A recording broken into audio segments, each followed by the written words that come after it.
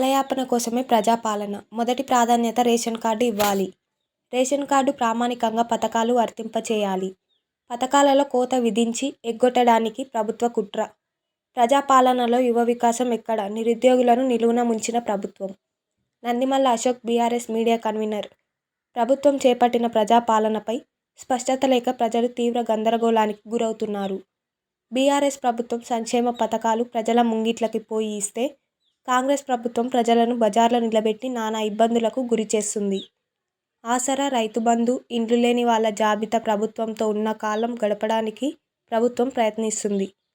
ఇచ్చిన మాట ప్రకారం 9 రోజులలో 6 గ్యారంటీలు అమలు చేయాలని బీఆర్ఎస్ డిమాండ్ చేస్తుంది. 44 లక్షల మంది ఆసరా పింఛన్లు తీసుకుంటున్న వారిని మళ్లీ దరఖాస్తు చేసుకోవడం అనడం అవివేకం. నిరుద్యోగ భృతి ప్రకటించి 6 గ్యారంటీలలో యువత వికాసం గూర్చి ఊసే ఎత్తకపోవడం నిరుద్యోగులను మోసం చేయడమే. ప్రభుత్వం ధాన్యం 500 బోనస్ ఇస్తూ కొంటాం అన్న మాట నిలబెట్టుకొని రైతులను ఆదుకోవాలని బీఆర్ఎస్ డిమాండ్ చేస్తుంది.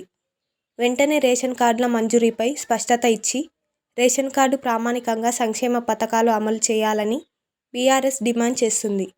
ప్రజాపాలన పరిశీలనలో media convener Nandimalla Ashok, mechanic Srinu, Latif ఉన్నారు.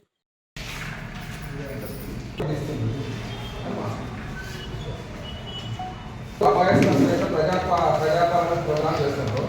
అందులో 6 గ్యారెంటీలు చెప్పారు. 6 గ్యారెంటీలు ఒకటి రేషన్ కార్డు సంబంధించి మీకు ఆప్షన్ లేదు, రేషన్ కార్డుకు సంబంధించిన అవకాశం ఇంకా లేదు. ఇంకోటి రేషన్ కార్డుతో పాటు ఇక్కడ ఏమి ఇచ్చిందంటే రేషన్ కార్డు నెంబర్ చెప్పమన్నారు. రేషన్ కార్డు నెంబర్ చెప్పమంటే రేషన్ కార్డు ఉన్నోళ్ళే నెంబర్ రాస్తారు. రేషన్ కార్డు లేని వాళ్ళు ఏం చేయాలి అంటే వైట్ పేపర్ మీద రాశారు. నాకు ప్రింటెడ్ ఓన్లీ వైట్ పేపర్ మీద రాశారు. కుటుంబ సభ్యులు ఆధార్ కార్డు నెంబర్ పెట్టాలి. రిలేషన్షిప్ పెట్టాలంటారు. ఆధార్ నెంబర్ రాసి నిన్న ప్రభుత్వం అభయహస్తం పేరిట ప్రజాపాలన చేపట్టడం జరిగింది. ఈ ప్రజాపాలన సెంటర్లలో కూడా నిన్నటి నుంచి మేము బీఆర్ఎస్ పార్టీ తరఫున మేము సందర్శించడం జరిగింది. ఇక్కడ ప్రజలు ఎదుర్కొంటున్న సమస్యలన్నీ కూడా మేము ఆరాధీసి ఇవాళ మీడియాతో పంచుకుంటున్నాం. అదేవిధంగా ప్రభుత్వానికి పలు సూచనలు, డిమాండ్లు కూడా చేయాలని సందర్భంగా మేము బీఆర్ఎస్ పార్టీ భావిస్తూ ఉన్నది. ఈరోజు ప్రజాపాలనలో ఇవాళ కేవలం కాలయాపన కోసమే ప్రజాపాలన నిర్వహిస్తున్నట్లు బీఆర్ఎస్ పార్టీ భావిస్తూ ఉన్నది. ఈ గతంలో ఉన్నటువంటి బీఆర్ఎస్ ప్రభుత్వం ఆన్లైన్లో దరఖాస్తులు స్వీకరించి వారి ఖాతా నెంబర్లు తీసుకొని సంక్షేమ పథకాలకు సంబంధించిన డబ్బులు కానీ వేరే ఇతరత్ర అన్నీ కూడా వారికి నేరుగా ఇంటికి చేరే విధంగా ఆ ప్రభుత్వం ఏర్పాటు చేయడం జరిగింది. కానీ కాంగ్రెస్ ప్రభుత్వం వచ్చిన తర్వాత మళ్ళా మొట్టమొదటిలాగానే ఇవాళ జనాలంతా లైన్లో క్యూలో పెట్టి భౌతికంగా దరఖాస్తులు తీసుకొని వారికి ఏదో మభ్యపెట్టడానికి ఇవాళ కాంగ్రెస్ ప్రభుత్వం ప్రయత్నిస్తుందని టీఆర్ఎస్ పార్టీ భావిస్తూ ఉన్నది. ఇవాళ మీరు ఏమైనా సంక్షేమ పథకాల 6 గ్యారెంటీలని అవి కూడా మేము అధికారంలోకి వచ్చిన 9 రోజుల్లోనే మేము అందరు కూడా అందింపజేస్తామని చెప్పిన మాట కాంగ్రెస్ పార్టీ నిలుపుకోలేక ఇవాళ కాలయాపన చేయడానికి కేవలం ప్రచారంకు మేమేదో అనేక సంక్షేమ పథకాలు బీఆర్ఎస్ పార్టీ చేసలేదు, మేమే చేస్తున్నాం. ఇప్పుడు కొత్తగానే ఒక ప్రచారాన్ని ప్రజల్లోకి తీసుకెళ్ళడానికి మాత్రమే ఈ ప్రజాపాలన నిర్వహిస్తుందని టీఆర్ఎస్ పార్టీ ఇవాళ భావిస్తూ ఉన్నది. ఇవాళ రేషన్ కార్డు చాలా మందికి లేవని మీరే ఆరోపిస్తున్నారు. ఇవాళ మీరు ఏ ప్రాతిపదికన ఇవాళ ప్రజాపాలన సంక్షేమ పథకాల 6 గ్యారెంటీలు ప్రజలకు అందిస్తారో స్పష్టం చేయాల్సిన అవసరం ఉంది.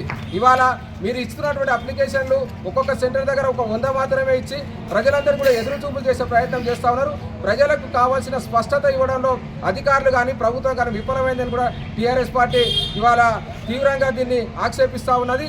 ఇవాళ ప్రభుత్వం మొత్తం అంతా జాబితా ఉన్నది. గతంలో ఉన్నటువంటి ప్రభుత్వం డాటా మొత్తం స్వీకరించి ఇవాళ రాష్ట్ర వ్యాప్తంగా ఆసరా కింద 44 లక్షల మంది ఇవాళ లబ్ధిదారులు ఉన్నారు. వాళ్ళందరికీ కూడా మీరు ఎవరితోనో ఇప్పుడు అప్లికేషన్లు తీసుకోకుండా వారికి వెంటనే మీరు ఆసరా పథకం డబ్బులు ఇవ్వచ్చు. కానీ అందరూ కూడా అప్లై చేసుకోవడంలో మీ దురుద్దేశం మాకు అర్థమవుతుంది. కేవలం కాంగ్రెస్ ప్రభుత్వాన్ని ప్రచారం చేసుకోవడానికి ఈ ప్రజాపాలన ఉపయోగిస్తున్నారు. ఇప్పటికైనా సరే ప్రజలందరికీ సంక్షేమ పథకాలు వర్తింపజేయాలంటే మొట్టమొదటిగా రేషన్ కార్డుకు ప్రామాణికంగా తీసుకోవాలి. రేషన్ కార్డుకు ప్రాధాన్యత ఇచ్చి మొట్టమొదటి రేషన్ కార్డు ఇచ్చిన తర్వాతనే అన్ని సంక్షేమ పథకాలు వర్తింపజేయాలని టీఆర్ఎస్ పార్టీ డిమాండ్ చేస్తూ ఉన్నది. అదేవిధంగా ఇవాళ ఒక కుటుంబానికి ఒకటే అప్లికేషన్ ఇస్తామని అంటున్నారు. ఇవాళ కుటుంబంలో 5 మంది రైతులు ఉంటారు. వాళ్ళకి సర్వే నెంబర్లు సపరేట్ ఉంటాయి. కాబట్టి వాళ్ళందరికీ కూడా ఒకరి పేరు మీద ఎకరం ఉంటుంది, ఒకరి పేరు మీద 2 ఎకరాలు ఉంటుంది, ఒకరి పేరు మీద 5 గుంటలు ఉంటుంది.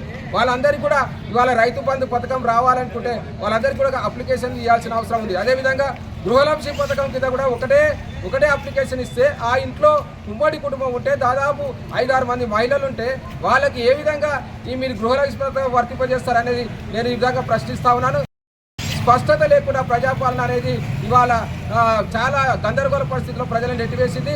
పాతకాలంలో చెప్పులు లైన్లో పెట్టి ఇవాళ జనాలు ఎండకు ఉండే పరిస్థితి తీసుకొచ్చిన ఘనత కాంగ్రెస్ పార్టీకి దక్కిందని కూడా ఈ సందర్భంగా మనవి చేస్తా ఉన్నాను.